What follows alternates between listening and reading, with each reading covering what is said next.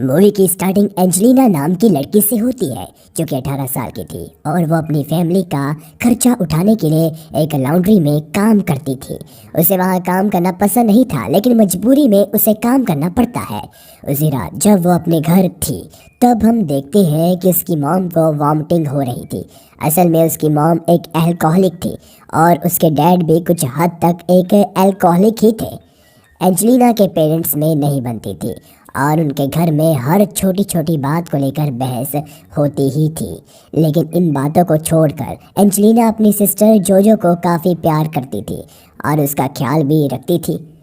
Guys, video continue करने से पहले मैं आपको कुछ बताना चाहता हूँ कि आज से करीब एक हफ्ते पहले हमारे चैनल पर एक कम्युनिटी गाइडलाइन स्ट्राइक आई थी, जिसकी वजह से हम पिछले हफ्ते एक भी वीडियो अपलोड नहीं कर पाए। जब किसी चैनल पर एक कम्युनिटी गाइडलाइन स्ट्राइक आ जाती है तो उस कंडीशन में यूट्यूब उनकी वीडियो अपलोडिंग प्रोसेस एक हफ्ते के लिए ब्लॉक कर देता है। और इसके साथ साथ आज से शायद 4 हफ्ते पहले हमारे चैनल पर एक कॉपीराइट स्ट्राइक भी आई थी। शुरुआत में हमें लगा कि एक ही स्ट्राइक आई है तो कोई प्रॉब्लम नहीं होगी, मगर अब कम्युनिटी गाइडलाइन स्ट्राइक आने की वजह से मैं पूरा डिप्रेस हो चुका हूँ। ये हफ्ता मेरे लिए काफ़ी मुश्किल रहा, ये सोचते हुए कि अगर एक और स्ट्राइक आ गई तो चैनल बंद होने की कगार तक पहुँच जाएगा और मेरा यूट्यूब करियर यहीं पर ख़त्म हो जाएगा। लेकिन फिर कुछ टाइम बाद मुझे एक आइडिया आया, इसलिए मैंने डिसाइड किया कि हम एक और चैनल स्टार्ट करेंगे जिस पर एरोटिक 18+ और कॉमेडी टाइप मूवी एक्सप्लेनेशन आप देख पाएंगे।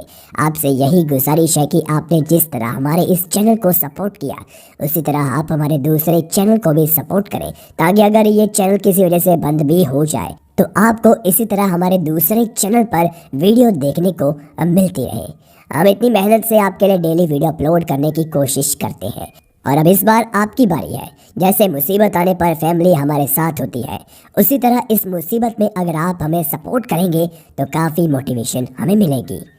बस आपसे यही रिक्वेस्ट है कि अगर आप चाहते हो कि आपको ऐसी ऑसम वीडियोस मिलती रहे और मेरा यूट्यूब करियर सेफ रहे तो प्लीज़ हमारे सेकंड चैनल को ज़रूर सब्सक्राइब करें। सेकंड चैनल की लिंक आपको डिस्क्रिप्शन में मिल जाएगी या फिर आप ऊपर आई बटन पर क्लिक कर उस चैनल पर विजिट कर सकते हो। तो चलिए अब जल्दी से मूवी की स्टोरी पर आ जाते हैं। उसी रात एंजेलिना अपने दोस्त एंड्रू के साथ एक कॉन्सर्ट में जाती है जहां उसका बॉयफ्रेंड बॉबी परफॉर्म करने वाला था।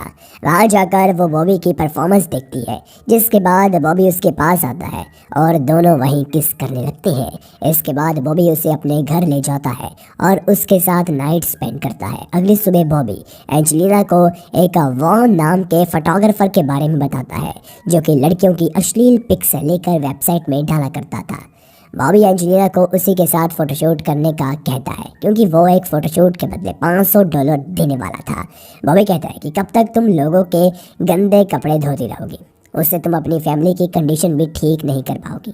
साथ ही वो एंजेलिना की मॉम के बारे में भी उल्टा बोल देता है, जिससे एंजेलिना गुस्सा होकर वहाँ से चली जाती है। अगले दिन जॉब के बाद जब वो घर जाती है तब उसकी मॉम नशे में सोई हुई थी और घर में खाना भी नहीं था। इसलिए वो जोजो के लिए कुछ बनाने के लिए किचन में जाती है, लेकिन वहाँ भी कुछ नहीं था जिससे वो कुछ बना सकती। इसीलिए दोनों सिस्टर भूखी ही सो जाती है। अगली सुबह एंजेलिना वॉन के स्टूडियो चली जाती है और वॉन उसकी खूबसूरती की काफ़ी तारीफ करता है, लेकिन वो उसे सिर्फ $300 देने की ही बात कहता है, जिस पर एंजेलिना कहती है कि बॉबी ने उसे $500 की बात कही थी। जवाब देते हुए वॉन कहता है कि बाकी के पैसे बॉबी उसे कमीशन के तौर पर लेगा, मगर एंजेलिना को यह डील मंजूर नहीं थी। उसे $500 ही चाहिए थे, नहीं तो वो फ़ोटोशूट नहीं करवाएगी। इसीलिए वॉन मान भी जाता है, जिसके बाद वो बेहद ही खूबसूरत फ़ोटोशूट करवाती है जो कि वॉन को काफ़ी पसंद आता है। तभी वहाँ बॉबी आ जाता है और एंजेलिना को घर तक ड्रॉप कर देता है। साथ ही वो उसे अब फ़ोटोशूट ना करवाने के लिए भी कहता है, मगर एंजेलिना उसकी बातों पर ध्यान नहीं देती। उसी रात हम एंजेलिना और एंड्रू को एक साथ देखते हैं।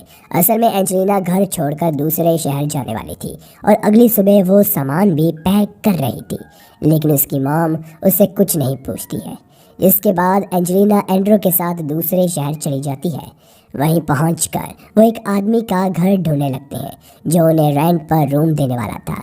दरअसल एंजेलिना ने उस आदमी से इंटरनेट के जरिए बात करी थी। कुछ देर बाद उसे उसका घर मिल भी जाता है, फिर दोनों वहां रहने लगते हैं। उसी रात एंजेलिना अपनी मॉम को कॉल लगाती है जोजो से बात करने के लिए, मगर उसकी मॉम एंजेलिना को काफ़ी डांटती है और जोजो भी एंजेलिना की इस हरकत से गुस्सा थी, इसीलिए वो उससे बात नहीं करती। एंजेलिना इससे रोने लगती है, लेकिन एंड्रू उसे हक कर लेता है। अगले दिन की रात से एंजेलिना एक बार में वेट्रेस का जॉब करने लगती है।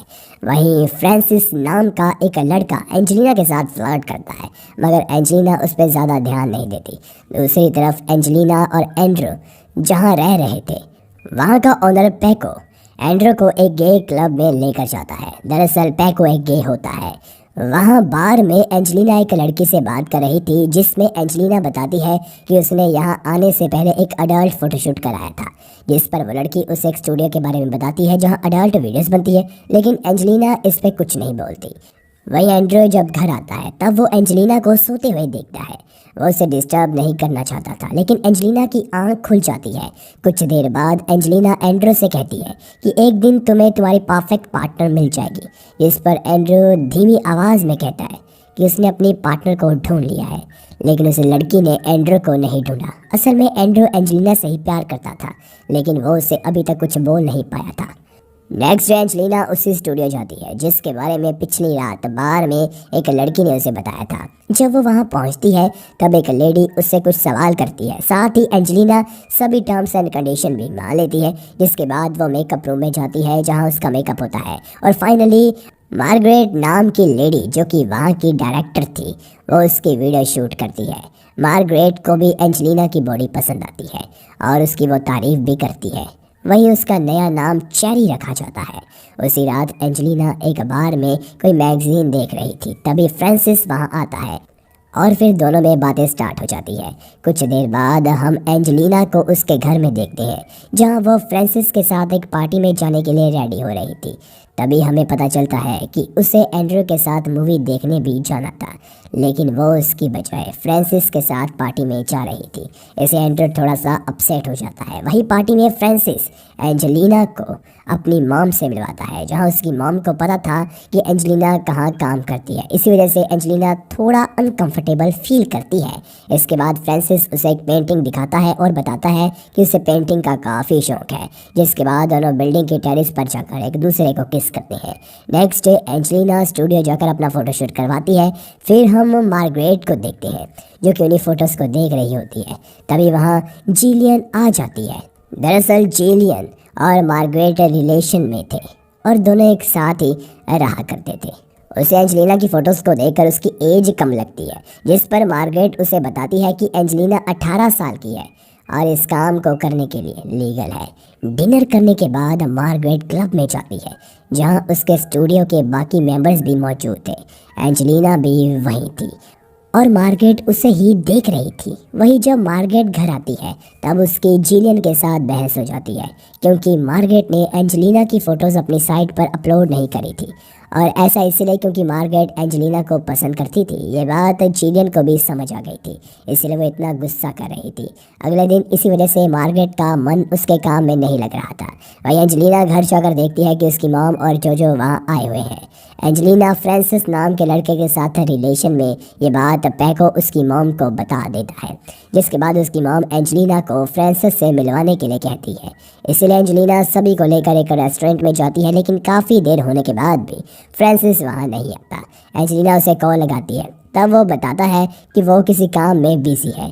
इस बात से एंजेलिना की मॉम गुस्सा होती है और एंजेलिना को उससे दूर रहने के लिए कहती है। अगली सुबह एंजेलिना की मॉम उसे बताती है कि जोजो के पेट में हमेशा दर्द रहता है और डॉक्टर ने उन्हें एक ऑपरेशन करवाने के लिए कहा है, लेकिन एंजेलिना की मॉम के पास ऑपरेशन के लिए पैसे नहीं थे, इसीलिए वो एंजेलिना से पैसे मांगती है। तो एंजेलिना मान जाती है और कहती है कि तुम्हें कभी भी पैसों की ज़रूरत पड़े तो मुझे बता देना। स्टूडियो जाकर एंजेलिना अपना काम कर जब बाहर आती है तब उसकी मुलाकात फ्रांसिस से होती है, जो कि स्टूडियो के बाहर ही रोजेस लेकर खड़ा था। एंजेलिना के आते ही वो उससे पिछली रात डिनर में ना आ पाने के लिए माफ़ी मांगता है और एंजेलिना उसे माफ़ कर घर चली जाती है। घर पहुंचकर वो देखती है कि उसकी मॉम वापस अपने घर जाने के लिए पैकिंग कर रही है। तभी उसकी मॉम जब दूसरे रूम में जाती है तब जोजो एंजेलिना को बताती है कि उसके पेट में कोई दर्द नहीं है और ना ही उसका कोई ऑपरेशन होने वाला है। ये सुनने के बाद एंजेलिना समझ आती है कि उसकी मॉम ने उससे शराब के लिए पैसे लिए हैं। कुछ देर बाद उसकी मॉम और जोजो वहाँ से चले जाते हैं। उसी शाम मार्गरेट जिलियन के एक ऑफिस पार्टी में जाती है जहां दोनों की फिर से बहस हो जाती है, क्योंकि मार्गरेट को ऐसी पार्टीज में आना बिल्कुल भी पसंद नहीं था, मगर जिलियन ने उसे आने के लिए फोर्स किया था। पार्टी खत्म होने के बाद जब दोनों घर जाते हैं तब जिलियन मार्गरेट से ज़बरदस्ती प्लेजर लेती है और उसे पेनिट्रेट भी करती है। अगली सुबह जब मार्गरेट सोकर उठती है तब वो देखती है कि जिलियन अपना सामान लेकर घर से जा चुकी है। इससे मार्गरेट थोड़ी अपसेट हो जाती है। कुछ देर बाद हम एंजेलिना को देखते हैं जो कि एडल्ट वीडियो शूट करवा रही थी और ये उसकी फर्स्ट पेनिट्रेशन वीडियो थी। शूटिंग खत्म होने के बाद फ्रांसिस उसे पिकअप करने के लिए आता है। तब वो फ्रांसिस को बता देती है कि आज उसने पेनिट्रेशन वाली वीडियो शूट करवाई है। ये सुनकर फ्रांसिस ज़रा सा भी खुश नहीं होता और एंजेलिना से इस काम को छोड़ देने के लिए कहता है, लेकिन वो फ्रांसिस के इस बात से राज़ी नहीं थी। कुछ देर बाद जब एंजेलिना घर पहुंचती है तब वो एंड्रू को प्लेजर लेते हुए देखती है और एंड्रू एंजेलिना की वीडियो देखकर ही प्लेजर ले रहा था। ये देखकर एंजेलिना और ज़्यादा फ्रस्ट्रेट हो जाती है और एंड्रू से लड़कर बाहर में चली जाती है।